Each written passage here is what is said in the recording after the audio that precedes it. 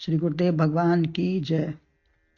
श्रीमद् भगवद गीता के 7वें अध्याय में 16वें श्लोक में श्री भगवान वर्णन कर रहे हैं कि कर्मों के अनुसार ही गति प्राप्त होती है। सुकृति व दुष्कृति का वर्णन हुआ। अब उत्तरार्ध में भगवान कहते हैं कि भरतर्षभ अर्जुन दो संबोधन दिए हैं यहाँ पे। आर्थ अर्थात ही जिज्ञासु व ज्ञानी 4 प्रकार से प्राणी मेरा भजन करते हैं। दुखी होकर संसार को नहीं वरन भगवान को ही पुकारें। कोई चाह है तो भी भगवान से ही है, वही पूर्ण है, सब कुछ दे सकते हैं। संसार तो कुछ देगा नहीं, और देगा भी तो बहुत थोड़ा, अपने पास पूरा रखे तब थोड़ा सा कुछ देगा, और बड़ा एहसान के साथ। तो कष्ट से उद्धार व मनचाही वस्तु भी वही देंगे। केवल भक्ति ही नहीं, जो आप चाहेंगे वो आपको मिलेगा। भक्त तो वह भी है, कैसे भी हो भगवान को याद तो कर रहा है, कुछ भी चाह रहा है लेकिन भगवान को तो याद कर रहा है। इस प्रकार भक्ति ही है वो। दुख और अभाव में भी परमात्मा का ही स्मरण कर सहारा है। भविष्य पुराण में भी विभाग करके आर्त, रौद्र, धन्य और चौथे शुक्ल, ये 4 प्रकार के भक्त बताए हैं भविष्य पुराण में। आर्त हैं, दुखी होकर स्मरण करते हैं, और रौद्र कष्टों से उपराम चाहते हैं, वो भगवान के रौद्र रूप का ध्यान करते हैं, जैसे नरसिंह का स्मरण किया। काम वासना इच्छा इसके स्मरण से समाप्त होती है। जो अपनी काम वासना है, इच्छा है, वो भी इसके स्मरण से समाप्त होगी। संसार को मिथ्या मानने से सब प्रकार से यह अभय हो जाता है।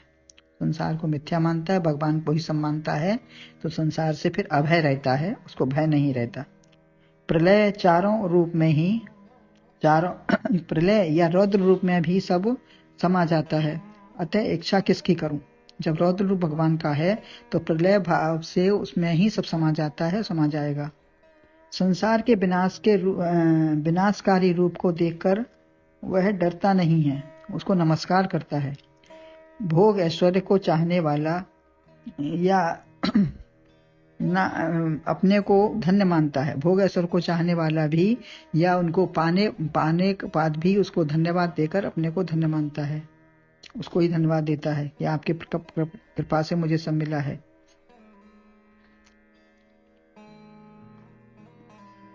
वह कुछ भी पाकर भगवान को ही कुछ भी मिले उसको, लौकिक या पारलौकिक, धन्य माने। सत्संग, स्वाध्याय या सांसारिक या ज्ञान कुछ भी मिले, चाहे संसार का कुछ मिले या सत्संग स्वाध्याय मिले, कुछ भी मिले। इस प्रकार शुक्ल श्वेत हृदय से शुद्ध है। जो शुक्ल भक्त है, जो श्वेत है, वो हृदय से शुद्ध है। निर्मल मंजन सो मोहि पावा, मोहि कपट छल छिद्र न भावा, वह निर्विकारी है। परंतु प्रश्न है यहाँ, ब्रह्म ज्ञानी क्यों भजन करे, या कुछ चाहिए तो क्यों करे? क्यों, अगर कुछ चाहिए तो भजन क्यों करे, या ब्रह्म ज्ञानी है तो फिर उसको भजन की क्या जरूरत है? ऐसा प्रश्न है। ज्ञानी है या भक्ति करता है तो द्वैत भाव आ गया। अगर वो ज्ञानी है और भक्ति करता है तो द्वैत भाव आ गया, 2 भाव आ गए। अतः कुछ भी चाहिए तो भगवान को छोड़कर किसका भजन करें? उन्हीं के यहाँ कुछ भी कमी नहीं है। कोई अमृत, धन संपदा या भवन दे सकता है, तो क्या अन्न पानी या धूल नहीं दे सकता? बड़ी वस्तु न मांगकर छोटी या संसार की वस्तु किसी बड़े से मांगना, ये बेवकूफ़ी ही है अपनी। किसी बड़े जन से, महापुरुष से हम बड़ी वस्तु न मांगकर छोटी वस्तु मांगें, ये अपनी अकलमंदी नहीं होगी। जानकर कछु अदेह नहीं मोरे, और गीता में कहा योगम क्षेमम वहम्यहम। तो ज्ञान भक्ति मांगना ही सर्वोत्तम है। अगर किसी महापुरुष से, बड़े परमात्मा है सामने, तो हम क्या मांगेंगे उससे? ये हमारी भक्ति की पहचान है कि कौन क्या मांगता है। सगुण उपासक का मांगना भी द्वैत नहीं है। सगुण उपासना करता है तो उसका मांगना द्वैत नहीं है। कोई भी देवी देवता की आराधना परमात्मा की का उपाधि स्वरूप है। कोई भी देवी देवता की आराधना करना परमात्मा का उपाधि में स्वरूप है, उसका स्वरूप ही है। वह भी एक उसी की है। परमात्मा की आराधना में द्वैत नहीं रहता। उपासना या पूजा विद्वान महापुरुष की होती है। यद्यपि सब कुछ ब्रह्म है, परंतु चोर डाकू शैतान की पूजा नहीं होती, महापुरुष की ही होगी, विद्वान की होगी।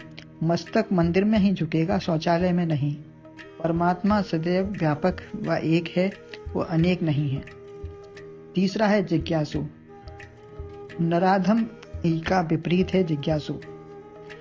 जो नराधम है तो उनका जिज्ञासु है, दूसरा है जिज्ञासु विपरीत। जाना चाहे गुणगत जेहु, नाम जीव जप जाने तेहु। जब कर ही परमात्मा प्रकट हो जाता है। जैसे उद्धव जी पहले जिज्ञासु हैं, बाद में ज्ञानी हुए।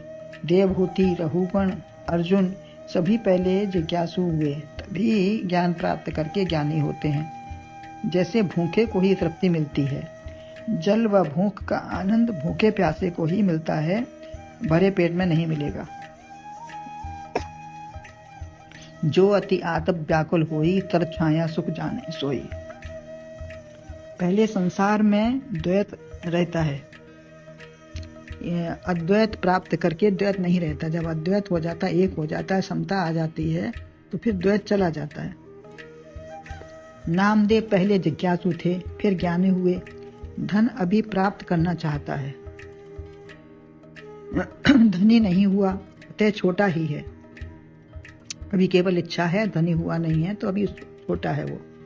विद्यामृत नुष्टे, जब तक अमृत नहीं मिला तब तक जिज्ञासु चाहने वाला छोटा है। जानकर एक हो गया, अद्वैत व ब्रह्म ही हो गया, फिर वो उसमें ब्रह्म में और उसमें कोई फर्क नहीं रहा, उसको जानने के बाद एक हो गया उसको। मुक्ताबाई ने गोरा कुमार से कहा कि आप बर्तनों की परीक्षा बजाकर करते हो, तो भक्तों की भी करो, खोपड़ी बजाकर, उनकी खोपड़ी बजाकर देखो। तो नामदेव को इस पे गुस्सा आया, बोले तेरा ज्ञान कच्चा है। तो बताया तेरा ज्ञान कच्चा है, आवे में वही पकेगा, गुरु के पास जाकर जाओ। तो मंगलपुर में विगोबा संत को बताया, वह बड़े ज्ञानी थे। अतः परीक्षा के लिए जब उनके पास वो गए, तो वो परीक्षा के लिए शिवलिंग के ऊपर पैर रखकर, पैर तानकर बड़े आराम से लेट गए।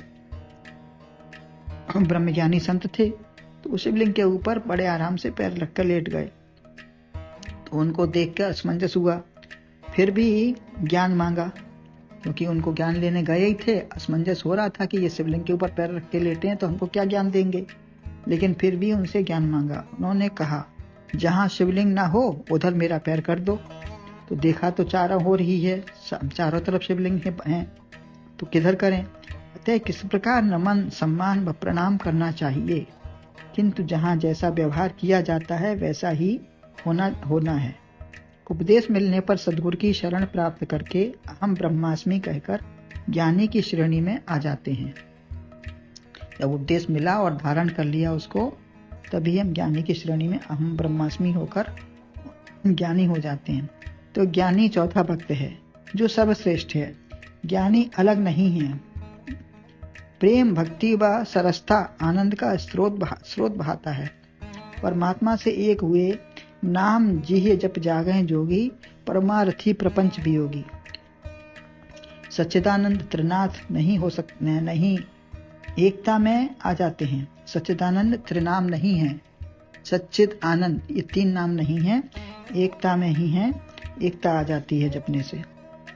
ब्रह्म सुखें अनुभवें अनूपा, अकथ अनामे नाम न रूपा। हनुमान, प्रहलाद व मीरा, तुलसी, सूर, कबीर, रैदास आदि सभी परमात्मा से एक होकर एकमात्र आत्म दर्शन ही करते हैं। सब परमात्मा से एक हैं और एकमात्र परमात्मा का ही दर्शन, चारों तरफ उनको सर्वत्र वही होता है। प्रहलाद ने कहा, वो मैं तो मैं खडक खंग में जित देखूं तित राम। तो भगवान परमात्मा प्रकट हो गए। पंजाब में मुल्तान नगर में ही उसकी राजधानी थी, वहीं अवतार हुआ है। वह रौद्र भक्त था तथा प्रलयंकारी लीला में सर्वत्र उस परमात्मा का ही दर्शन करते हैं। अपने नाम के आगे सिंह लगाते हैं लोग। भगवान की गोद में वरदान के अनुसार हिरण्यकश्यप को वरदान था कि वो घर में या मतलब देहरी में उसकी मृत्यु होगी। भगवान बैठ गए देहरी पर, शस्त्र अस्त्र सुबह शाम, मनुष्य व देवता, पशु पक्षी किसी से भी नहीं वो मरेगा, ऐसी उसको जो वरदान था। तो भगवान ने एक अलग ही रूप अपना बनाया, नरसिंह रूप। समस्त 84 लाख योनियों से अलग रूप धारण किया।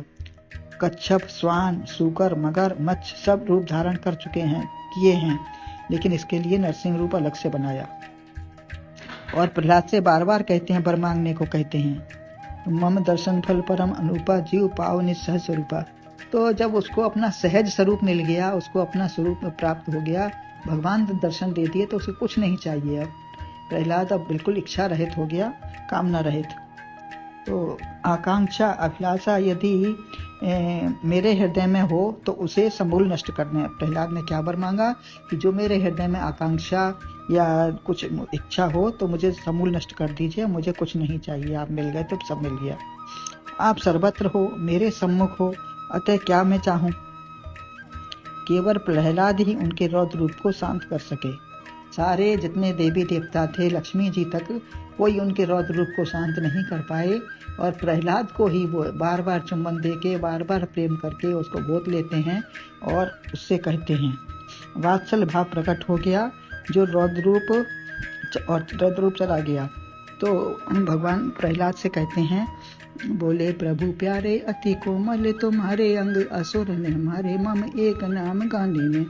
जल में गिराए पुनि अग्नि में जलाए, और गिरते गिराए कमी राखी न सताने में। उड़ते लगाए लपटाए कहें बार बार करुणा निधान, बने करुणा दिखाने में। मंजुल मुखार बिंद चूम चूम कहें प्रभु क्षमा करो पुत्र मोहि देर भई आने में, क्षमा करो पुत्र मोहि देर भई आने में। तो ऐसा भाव भगवान का। देखिए, भगवान अब भक्त से क्षमा मांग रहे हैं, तो भक्त के आगे भगवान भी झुक जाते हैं। तो भक्ति एक ही परंतु भजने का तरीका 4 प्रकार का है। कैसे भी भजें, भाव को भाव अनख आलस हूँ, नाम जपत मंगल दिलदस हूँ। रावण, कंस, तामस तन का जो साधन नहीं, वो सोचते हैं कि अब हम साधन कर नहीं सकते, तो हम दुर्भाव से ही भज लें भगवान को, दुर्भाव से ही उनका कर लें। दुष्ट व्यक्ति का प्रेम से स्मरण भी अच्छा नहीं। दुष्ट का साथ करे भक्ति करे, दुष्ट का साथ करे भक्ति करे, लेकिन दुष्टता का साथ नहीं। यही श्रेष्ठता है, वह भक्ति है। तो हमें दुष्टता हमारे अंदर ना आ पाए। कोई साथ अगर ऐसा मिल भी जाता है कुसंग, तो उससे हम बचे रहें, अपने को संभालें। यही हमारा भक्त भाव अपना को संपूर्णता से बनाना है। गुरुदेव भगवान की जय।